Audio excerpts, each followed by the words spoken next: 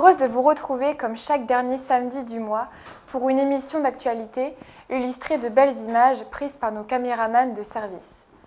Rappelons à ce sujet que les adhérents qui participent à la réalisation de cette télé ne sont pas des professionnels, mais des amateurs ayant appris les bases d'une bonne prise de vue. De plus, ce sont des bénévoles qui consacrent du temps pour le plaisir de vos yeux et de vos oreilles. Si vous vous sentez une âme de reporter, rejoignez notre équipe. Au programme de cette émission, un reportage sur les 50 ans de la FNACA à Lamballe, les anciens de l'Afrique du Nord et plus particulièrement de l'Algérie. Un salon de l'habitat que vous n'avez sans doute pas manqué sera l'objet d'un second reportage.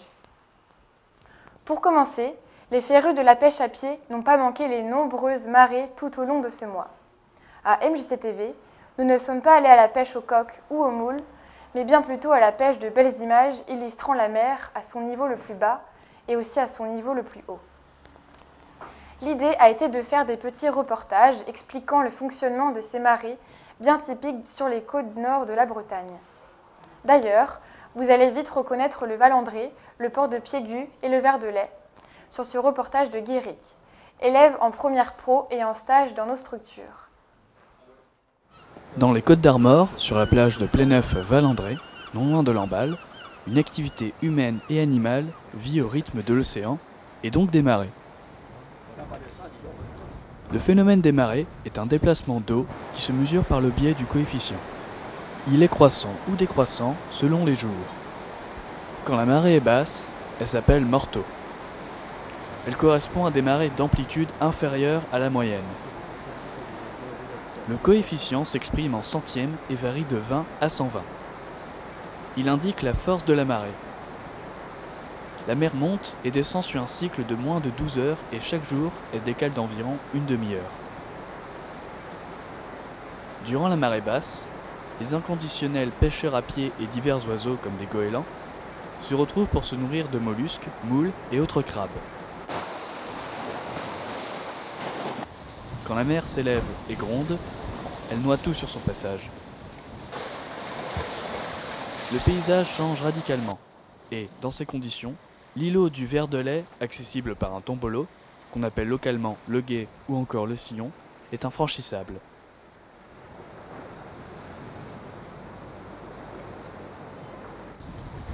Le port, situé à quelques pas de la plage, est aussi assailli par les eaux. On peut, notamment, observer le fracas de l'eau sur les structures de roches. L'eau emporte avec elle les galets et un son singulier se dégage de cette scène.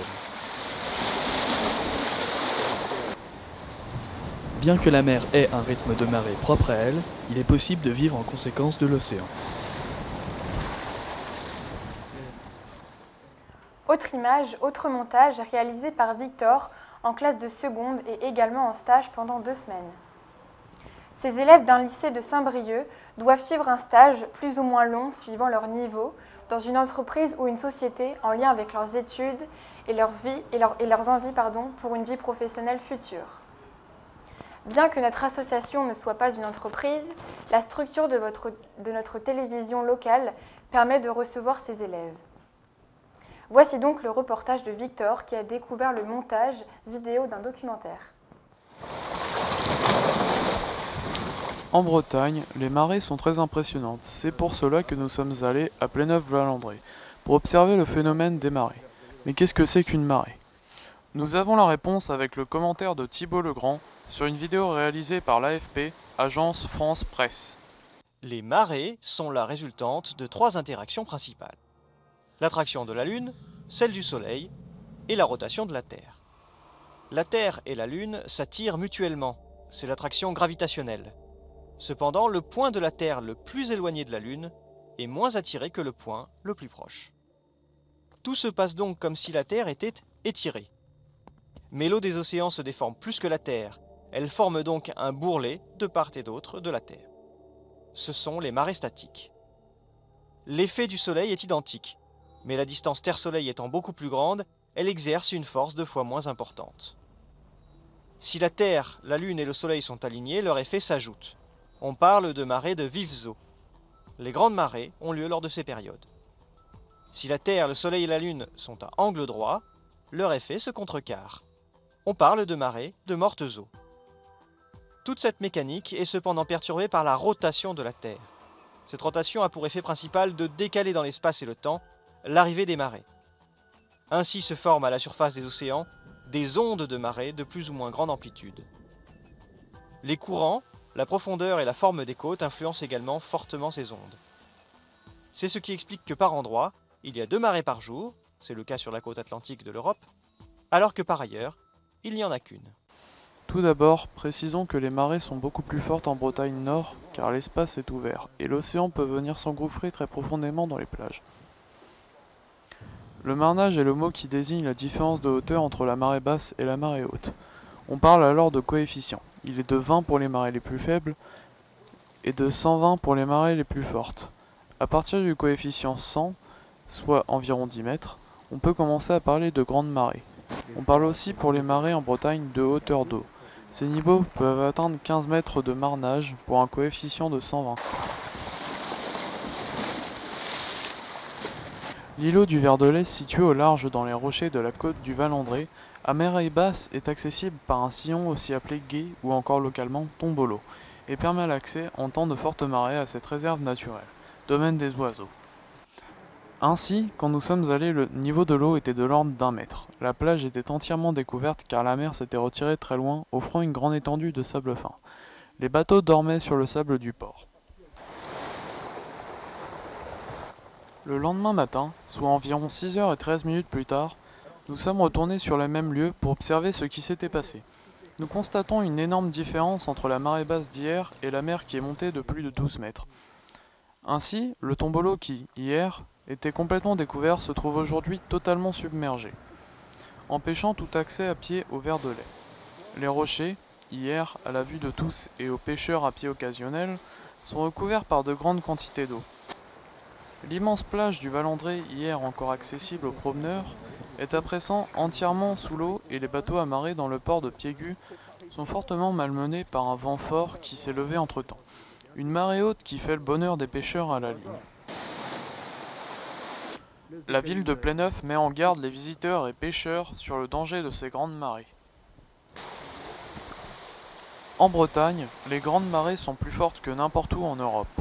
Une attraction supplémentaire pour les touristes, les promeneurs et les pêcheurs à pied et à la ligne.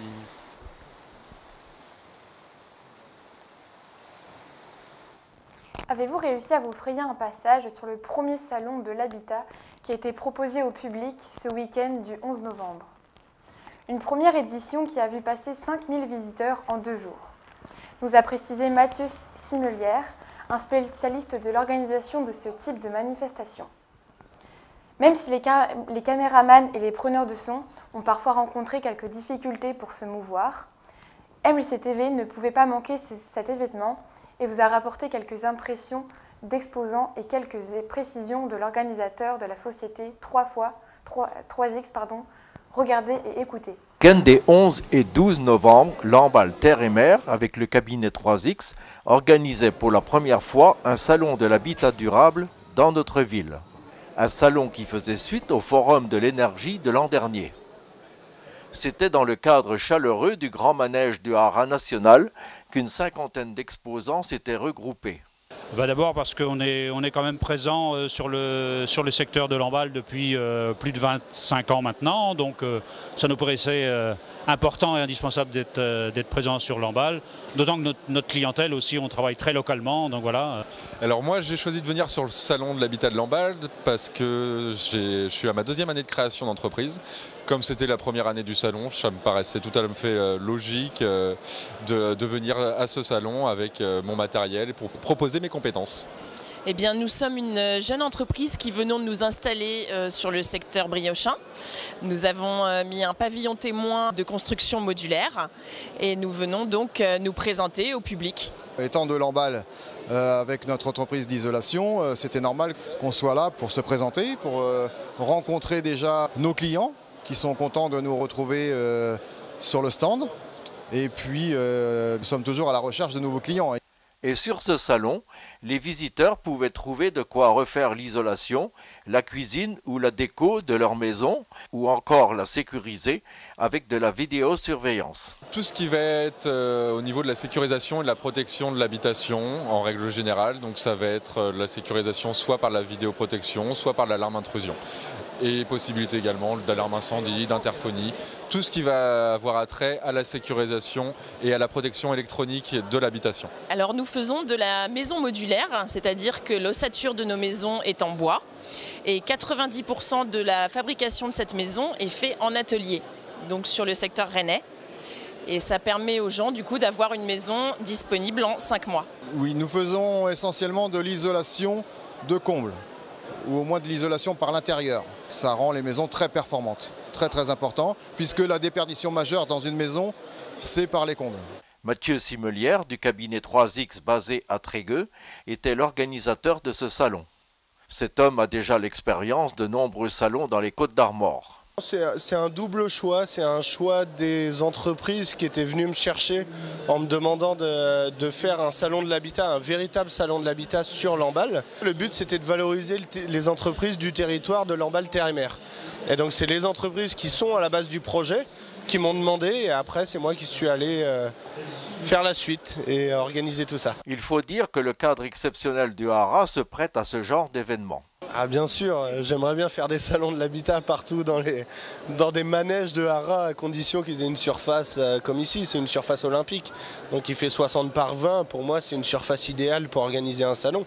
Après ça demande de l'organisation et quelques modifications pour juste le temps d'un week-end, mais je pense que si le public est venu aussi nombreux, c'est aussi parce que le cadre est prestigieux, la salle est magnifique. Alors évidemment, on est dans le Haras, on a un superbe cadre, à Lamballe on a une chance inouïe, puis en plus ce bâtiment particulièrement est un bâtiment qui se prête bien, il y a une convivialité, il y a une chaleur. Oui c'est vrai, c'est vraiment magnifique. En plus, on peut s'apercevoir que tout a été bien organisé, malgré la température qu'il fait à l'extérieur. Ici, on n'a pas froid, la preuve, il est en chemise. Donc c'est vraiment une très belle organisation. Puis le site est quand même assez impressionnant en plus, original, au cœur de Lamballe. On peut aussi ajouter que la plupart des exposants étaient très satisfaits du résultat de ce salon, et ce, dès le premier jour. On a eu une belle affluence ce matin, une très grosse affluence cet après-midi.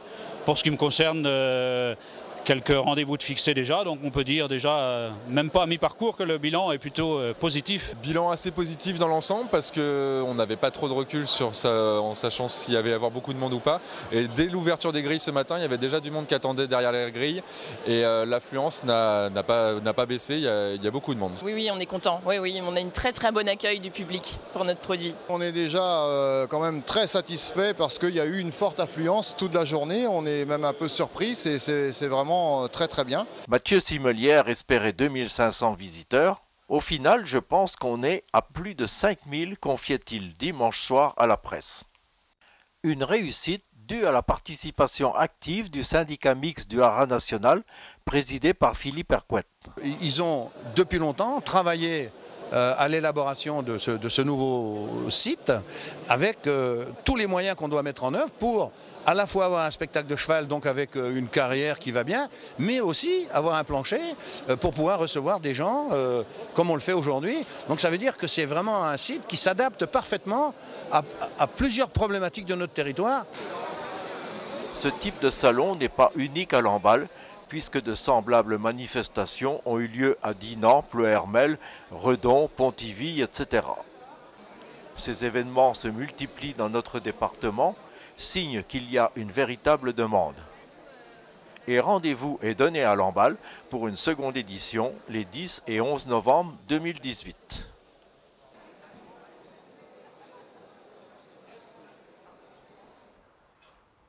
La FNACA, Fédération nationale des anciens combattants en Algérie, Maroc et Tunisie, a fêté ses 55 ans d'existence cette année. Comme vous le savez, la FNACA est une association spécifique de tous ceux qui ont participé entre 1952 et 1962 à la guerre d'Algérie, au combat du Maroc ou de la Tunisie. Sur le territoire de Lamballe, la FNACA fêtait son 50e anniversaire. Une occasion de mieux connaître la vie et le fonctionnement de cette structure qui fait son assemblée générale avec remise de décorations et dépôt de gerbes au monument aux morts sur les hauts de Notre-Dame. Nous recevons d'ailleurs sur notre plateau Eugène Rohon et Jean-Paul Ruffet, un résumé de cette matinée à travers cette vidéo réalisée par MJC TV.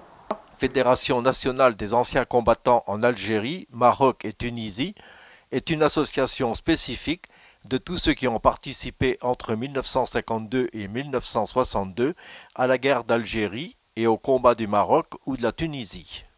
Une association qui veut offrir à tous ses adhérents, mais également à un public plus large, soucieux de mieux connaître cette période de notre histoire, un outil d'information, de communication et de dialogue. La Journée nationale du souvenir et du recueillement, à l'occasion du 55e anniversaire du cessez-le-feu, a eu lieu le 19 mars 2017, un peu partout en province, et bien sûr dans la capitale. Vous en voyez quelques images en ce moment.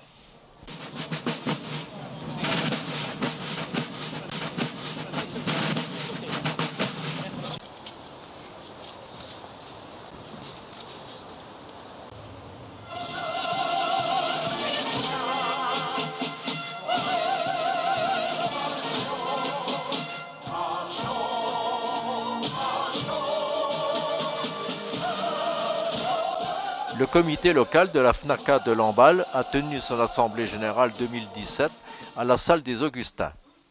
Une assemblée générale qui revêtait un caractère particulier puisqu'elle marquait le 50e anniversaire de création de la FNACA de Lamballe. Le bureau, entouré de nombreuses personnalités, a commémoré dignement cet événement.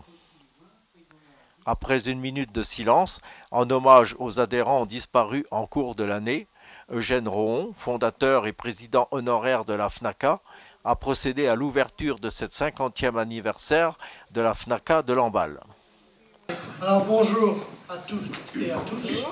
Merci de votre présence pour ce 50e anniversaire de la création du comité de Lamballe et des 11 communes voisines.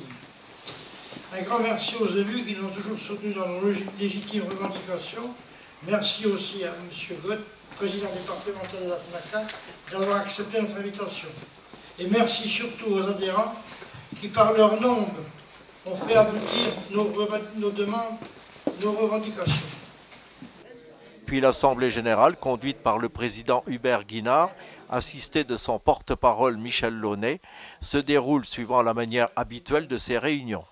Il énumère les diverses activités de la FNACA locale de Lamballe et présente le rapport moral suivi du rapport financier par le trésorier Jean-Paul Ruffet. Mesdames, Messieurs, chers amis, bienvenue à tous. Merci de votre présence nombreuse à cette 50e assemblée. C'est avec satisfaction que je note la bonne entente de la convivialité et la solidarité de l'organisation de l'équipe du bureau, que j'ai remercié du bon travail de toute l'année. Chacune des personnalités présentes se devait d'apporter son point de vue personnel. Je crois qu'il est important de situer ce 50e anniversaire dans ce contexte-là. Premièrement, 2017, pour ce qui concerne ce territoire, 50e anniversaire, ça commence à cuber. Ça fait du temps. Et vous avez vu ce temps passé et toutes celles et ceux qui étaient engagés dans l'association, la FNACA, depuis le début, une grosse association localement, ça a été dit. Parce que vous aviez le besoin, quand vous êtes revenus ici, après un temps de réadaptation, évidemment, vous avez tous estimé le besoin de vous retrouver pour le souvenir, pour la mémoire, pour se rappeler les choses, pour la solidarité. Puis, après le temps passant, pour la convivialité, et finalement aussi, toujours pareil, revenir sur des événements que vous aviez connus. Un grand bravo pour ces 50 ans. 50 ans qui ont continué à marquer le combat que vous avez mené pour défendre ce que vous avez pu obtenir jusqu'à aujourd'hui et que j'espère vous continuerez de pouvoir obtenir. Mais en tout cas, c'est aussi ça la vie associative. On a parlé de la solidarité, on a parlé du plaisir de se retrouver, mais c'est aussi être des représentants en bonne et due forme où il faut pour faire valoir ce qui vous revenait de droit. 3 choses. 1. La mémoire. 2. Les revendications légitimes. Et 3, ce qui vous fait vivre, c'est la solidarité. Dernier point, c'est la solidarité entre vous. Et ça, fort heureusement, ça ne se codifie pas. C'est pas dans la loi, c'est dans le pacte projet de loi de finances. C'est votre solidarité à vous, c'est votre capacité à faire attention aux uns et aux autres, aux combattants, à leurs épouses, quand il y a des difficultés financières, des difficultés de santé. Et ça, c'est le cœur des choses et rien ne le remplacera. Eh bien, c'est la solidarité que vous avez entre vous tous, même ici, enfin, vous, au niveau du bureau, vous êtes des copains de longue date. Vous avez malheureusement cette guerre d'Algérie en commun, mais qui vous soude pour vous soutenir entre vous, vos droits, vos revendications, votre gentillesse aussi, votre disponibilité aux commémorations, mais pas seulement. De nombreuses médailles et décorations ont été remises aux récipiendaires à l'issue de cette assemblée. Citons Hubert Guinard, président actuel, Rémi Rio, Pierre Guinard et Adrien Baudet. Puis l'ensemble de ce comité FNACA de Lamballe s'est rendu au monument aux morts pour une remise de gerbes.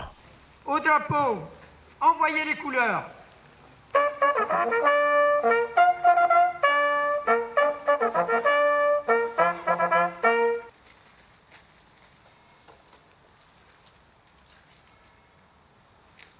Nous avons fait notre devoir quand on nous l'a demandé, obéissant d'abord comme on nous l'avait appris à faire. Aujourd'hui, le devoir nous commande de rester fidèles aux souvenirs de nos malheureux camarades disparus. Vive la FNACA, vive la France.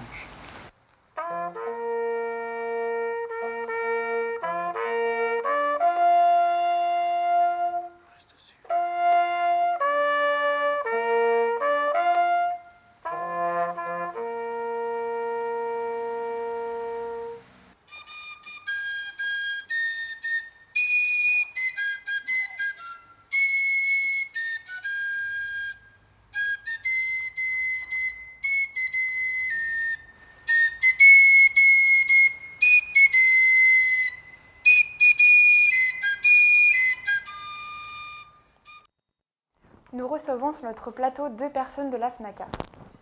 Eugène et Jean-Paul, bonjour. Eugène, vous avez créé la FNACA de Lamballe en 1967. Pourquoi avez-vous créé ce comité? Pour qu'on se retrouve pour tous ceux qui avaient fait la guerre là-bas, c'était ça. On n'était pas reconnus comme guerre, on était reconnus comme simplement comme... Puis c'est un département français, vous comprenez, donc ça a fait tout changer. Quel est le but recherché par cette association? C'est de défendre nos droits matériels et moraux. Et quels sont les moyens mis en œuvre pour maintenir cette activité?